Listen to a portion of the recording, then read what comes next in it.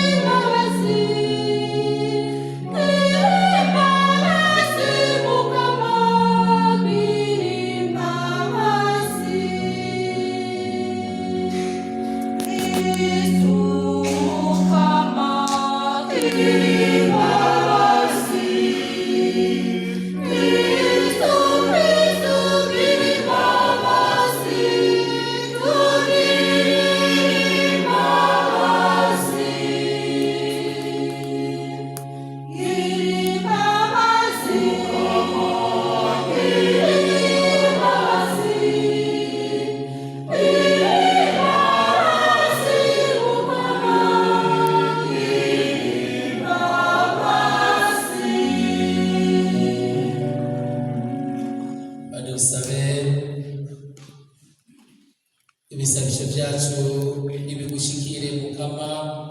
Umusavyi wawe Habarugira Marcel nawe aronka ubuhirwe budahera, maze uwo washimye kuremana agashusho kawe ukamutora mu bana bawe umusangize ku ntoranwa yawe.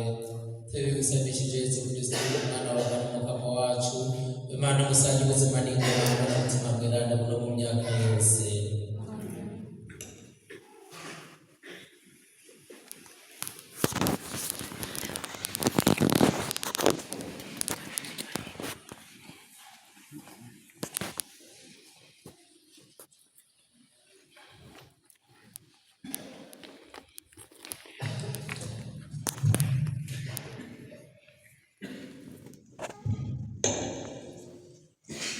Ibyo dusoma mu ibaruwa umutima Paul yandikiye abaromani. Nshuti zanje, nta n'umwe muri twebwe ariho ngo yigungane ubuzima, kandi nta n'umwe apfa urupfu rwa wenyine. Iyo turiho, ubuzima bwacu ni ubw'Imana, nitwapfa naho dupfira Umukama. None rero tubaho canke dupfa turaba Umukama. Igituma ni uko Kristo yapfuye akisubiza muzima kugira ngo abe Umukama w'abapfuye n'uw'abazima. Tuzorenguka twese imbere y'intahe y'Imana, kuko handitswe ngo nk'uko ndiho niko Umukama avuze. Ibipfukamiro byose bizokubitirwa jewe, kandi ururimi rwose ruzoshemeza Imana. Nuko rero umwe wese muri twebwe azokwibarizwa n'Imana ibyo yakoze. Iri ijambo ry'Imana.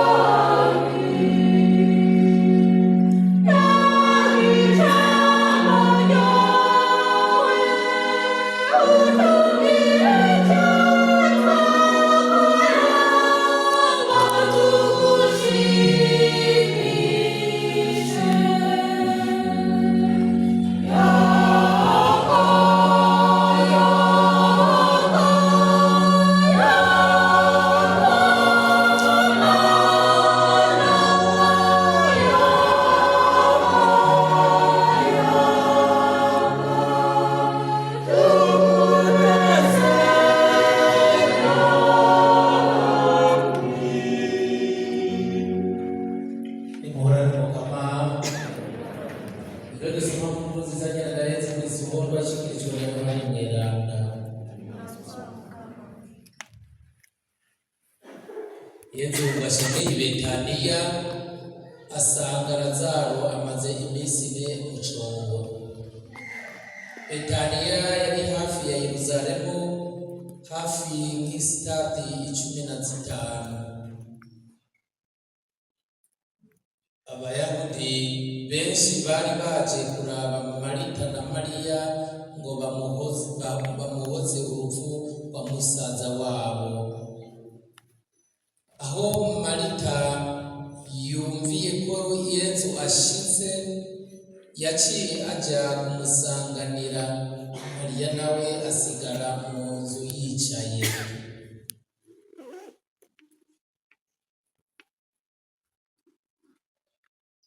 Marita abwira rero Yesu ati, Mukama, iyo uba ngaha musaza wanje ntiyari gupfa.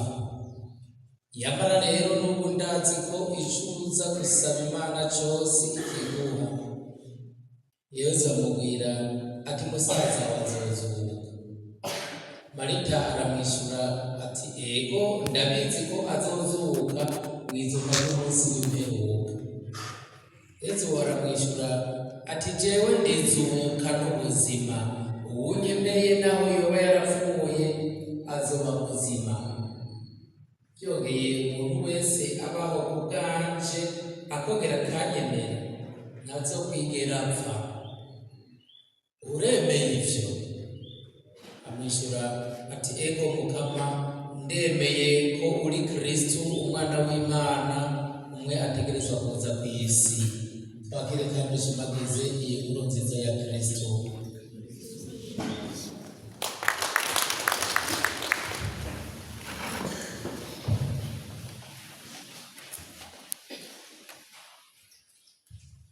Abaromera bibarwa yandikiye Abanyarume yatwibukije yuko nta muntu abaho ubuzima bwa wenyene, kandi nta muntu apfa urupfu rwa wenyene. Tubaho turaba Imana, dupfa turaba Imana. Kimenyamenya ni uko Kristo yapfuye akazuka kugira ngo abe umukama w'abazima n'abapfuye. Ariko rero naho ari umukama w'abazima n'abapfuye, tukaba tuzi ko hazoba urubanza. Umwe wese akazohemberwa, akazoshimirwa kuvyo yakoze. Wakoze vyiza uzohemberwa vyiza, wakoze bibi naho uronka impera y'abakora ibibi. Umukama w'abazima n'abapfuye rero niwe twumvise no mu nkuru nziza agiye kuramutsa umukunzi we Lazaro amaze kane mu cobo yapfuye. Bamutakambira, iyo wabaga ntiyari gupfa. Ego mugabo yitegereje gupfa, kuko turazi yuko ugupfa, urupfu ni ikiraro kidufasha kubandaniriza ubundi buzima. Yati yasanze abazozuka. Aho aramubwira ati, ego ndazi ko azozuka ku munsi w'imperuka. Yati, uwunyemera wewe Marita, uwunyemera nawe yoba yarapfuye azosubira kuba muzima, kuko jewe ndizuka n'ubuzima. Umuntu wese rero abaho ubwanje kandi akanyemera ntazokwigera apfa. Yaciye agaragaza kwemera kwiwe ati, ego ndemeye kuri Kristo umwana w'Imana mwategerezwa kuza. Uyu Habarugira Marcel ko numvise amakuru nuko ingwara yamufasha agomba kuza gusenga mu misa ya mbere ari ku munsi w'Imana. Kandi Yesu aratubwira ati, uwakira umubiri wanje kanwa n'amaraso yanje aba muri jewe nanje nkaba muri we, kandi ingaruka y'ivyo unatorana ubuzima budahera, azoba hafi yanje ahondi. None rero tuba turemera ko nk'abakristu kurya ubuzima bwacu tubaho turaba Imana, dupfe turaba Imana, uwushengeye aheza akabandaniriza mu bundi buzima bw'imyaka yose. Iyo twakira rero umubiri wa Kristo, Imana tuba turi kumwe nayo, tuba twayakiriye kugira ngo itugenze nk'imfungurwa nk'impamba. N'ubu Habarugira Marcel nta gukeka, yari umukristo, yarabatijwe yakira Kristo. Nuko twemera ko abaho n'uw'umukama, apfa n'uw'umukama. None ni navyo Abanyatesalonika byaheza bikabahagarika umutima ivyerekeye abahisi bacu iyo bagiye baba badutanze. Mugo abasigaye igikuru natwe dusigaye kwirimbura. Mbega jeho n'iryari, weho n'iryari? Mbega ko tawuzi imusi n'isaha? Mbega ko twumvise ko umwe wese azobazwa ivyo yakoze? Mbega kuva ubu n'ejo nkora ibiki bizotuma ntorana ubuzima budahera kugira ngo nze wizuka? Uko kuri ino si hari abantu bigenza uko ukutariko, batamenya yuko ari abantu bafise intangiriro n'iherezo mu buzima bwo ngaha. Ugasanga basuzugura Imana, basuzugura n'abantu, ntibahe ikibanza Imana, ntibaha agateka abandi, gutyo ugasanga biriko birabagora. None dusabire uyu muvyeyi n'umuvukanyi, natwebwe twisabira kugira ngo dukore ibikorwa vyiza bininahaza Imana, biduhesha iteka, bihesha iteka n'abantu, kugira ngo natwe tuze dutorane, tuze tugire iherezo ryiza, ari naryo twaje gusabira uyu muvukanyi n'umuvyeyi wacu. Muvyeyi Bikira Mariya, turamukuragije, umutambutse, ufate ukuboko, umushikane mu minwe y'umwana wawe nyagifise dusembwa, nitwo tuje kumusabira kugira ngo umwana wawe mutyorore, kugira ngo amuvyagize iburyo bwiwe mu buninahazwa. Bikira Mariya mugabekazi w'abashengeye bakunda Imana,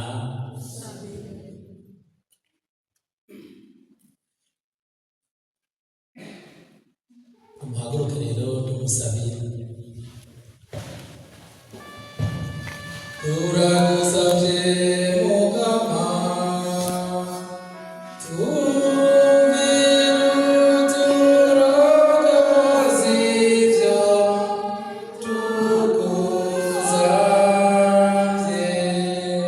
kugira ngo umukozi wacu Marcel Imana yarikukije aronke ikibanza mu birimba vy'ijuru aho Imana ivyagiye, kugira ngo twebwe twese dukoraniye ngaha, ukwemera kwacu ntikurengerwe n'ububabare bwatewe n'ikicaduka c'urupfu.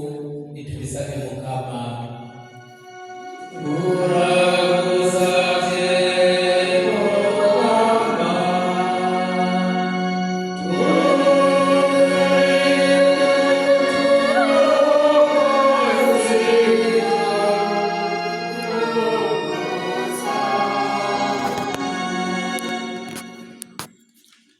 kugira ngo abababara ntibigere biyumvira ko Imana yabakuye kiminwe, kugira ngo abantu bose ubuzima bwabo bw'aha ku isi burangwe n'umutima wo kuvukana, umutima wo kuri n'ubutungane, impuhwe n'ikigongwe, kandi kugira ngo Ekleziya yame yerekana ko Yesu Kristo ari we umwami w'abazima n'abapfuye.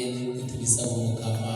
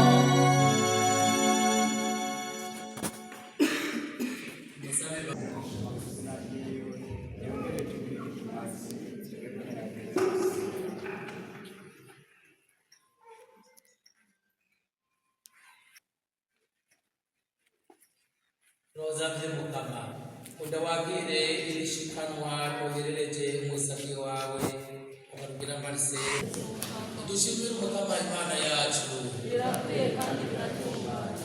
niko birakwiye kandi biratunganye kuko kunirahaza twakukengurukira iminsi yose na hose wowe mukama muvyeyi mweranda Mana yawe mushobora vyose kuko Yesu Kristo umukama wacu muri we niho twaronkeye kwizigira ko tuzozukira agahimbare kugira ngo abitegeko ryo gupfa yirabuze umutima bezwe umutima n'umuhango w'ubuzima bukurikira kandi bw'amahoro. Abakwemera mukama ubuzima bwabo ntibuba buheze buba buhindutse gusa, iminsi yabo yo ku isi imaze kurangira basanga inyubakwa itazohera wabateguriye mu ijuru. Cyo bituma twiheze ku bamarayika bose uko bangana, tugashyira hamwe n'abafise ububasha bose bo mu ijuru ngo dutere ururirimbo rwo kuninaza kandi twame kuvuga tuti